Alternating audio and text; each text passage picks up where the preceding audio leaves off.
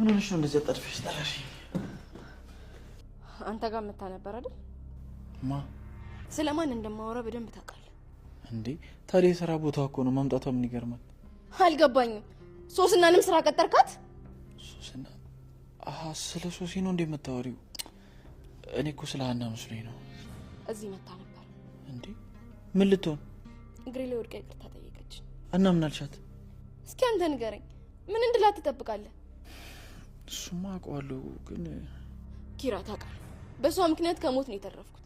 ደግሞ የልጄ ገዳይ ናት። የልጄን ገዳይ ደግሞ መቼም ይቅርታ ላደርግላት አልችልም። እሺ በቃ አንቺ ተረጋጊ።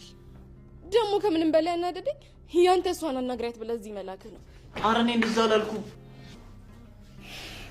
ሶሲ ምን አባቷ ልትሰራ እዚህ መጣች? ተረከብሽ።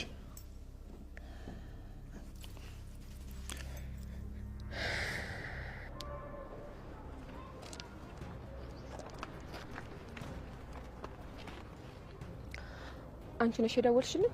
አሁን እኔ የደወልኩልሽ። ለምን ፈለግሽ? ስላስለፋሽ በጣም ይቅርታ። ወደ ጉዳይሽ ግቢ። አንቺም እንደኔ ነሽ። ቶሎ ያሰብሽው ነገር ማሳካት ትፈልጊያለሽ አይደል? ልሄድ ነው። ወደ ጉዳይሽ ግቢ። እሺ ምን መሰለሽ፣ እኔና አንቺ አንድ ላይ ብንሆን እንስማማ ይመስለኛል። ማ? እኔና አንቺ?